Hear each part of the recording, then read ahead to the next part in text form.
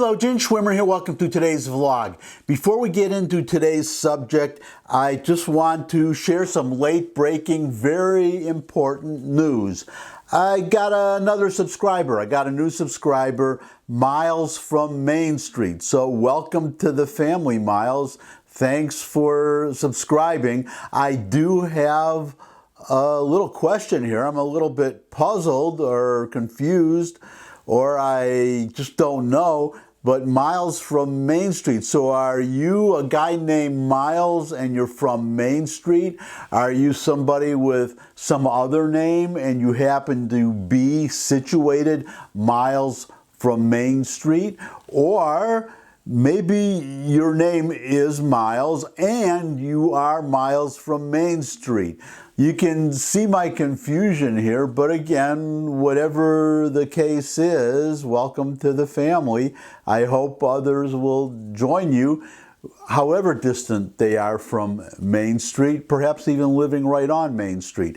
Now, I want to get into today's subject. I've been spending most of my time or my vlogs on the United States, so I just wanted to pop overseas for one vlog.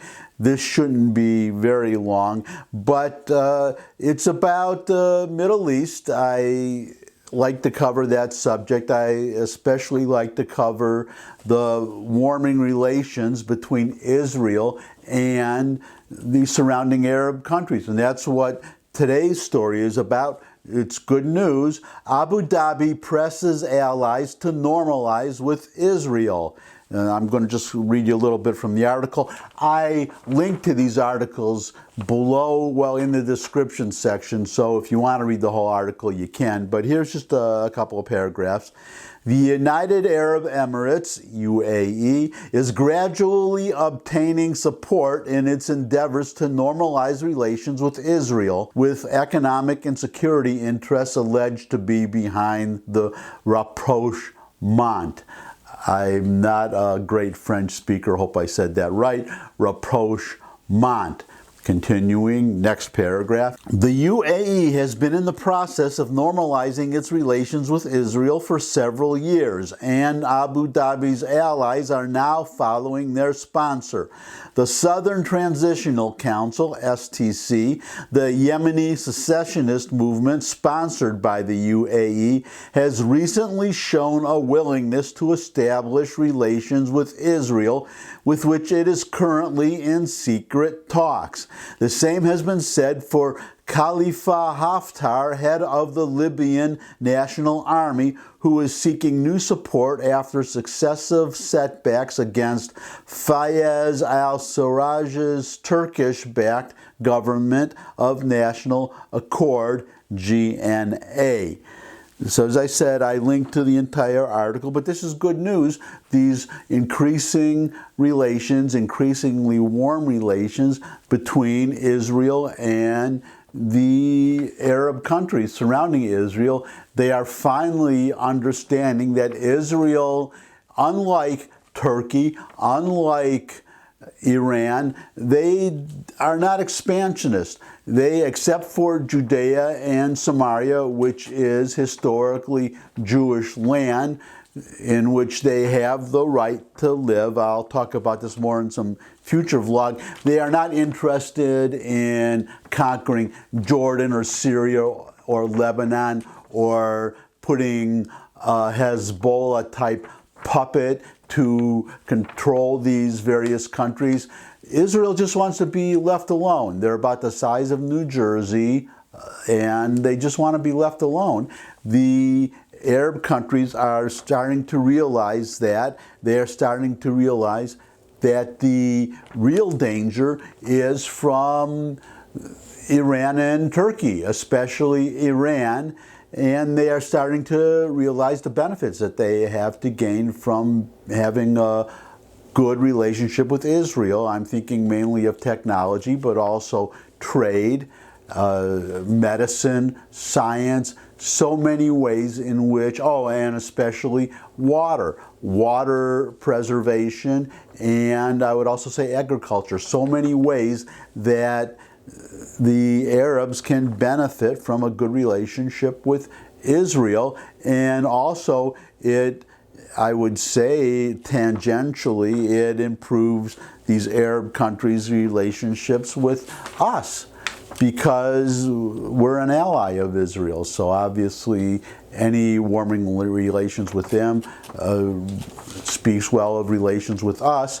I wish that Donald Trump would, if he's looking for a major foreign policy success, I wish he would send Secretary of State Pompeo to talk to these countries, to, instead of these secret negotiations, well, you could start out that way, but the ultimate result I would like to see is Israel and all these Arab countries stepping onto a stage together and putting all differences aside, where differences existed at all, because I don't think there were ever any conflicts between Israel and, well, Abu Dhabi or the UAE or Bahrain, any number of countries, and I see no reason anymore. Well, I see that Israel and Egypt, for instance, the main combatants from past years, they get along very well.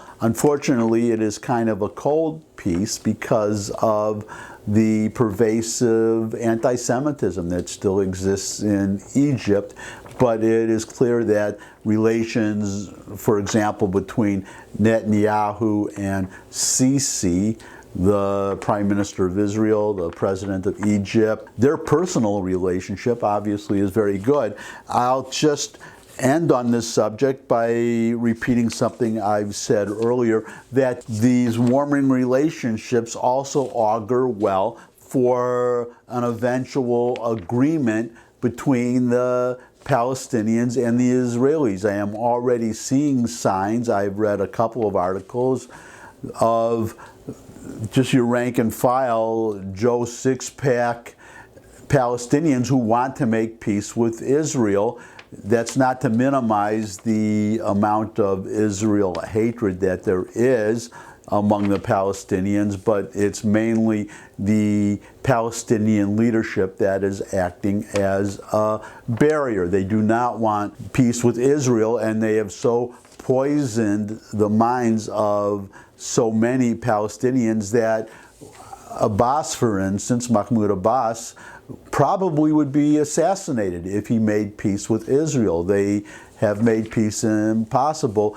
They really see any future agreement as just a stepping stone to destroying Israel. They have to give up this fantasy, and the best way to do that is to cut off all the alternatives, because that is their current strategy. They are depending on the United Nations, the International Criminal Court, the European Union to back them up, to help them punch above their weight, to somehow force Israel to do something that Israel, unless they're suicidal, which they are not, will never do.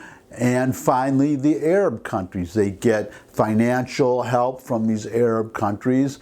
They have to have that aid cut off, or at least they have to no longer have the backing of these countries. The best thing that could happen for an eventual peace, a real peace between the Israelis and the Palestinians, would be for these Arab countries to step forward, come into the public light, and formally make peace with Israel, ideally establish embassies in Jerusalem, but make peace, make it clear that they are no longer going to act as enablers of the Palestinians, number one. And number two, they are no longer going to sit and wait for the Palestinians to come to their senses.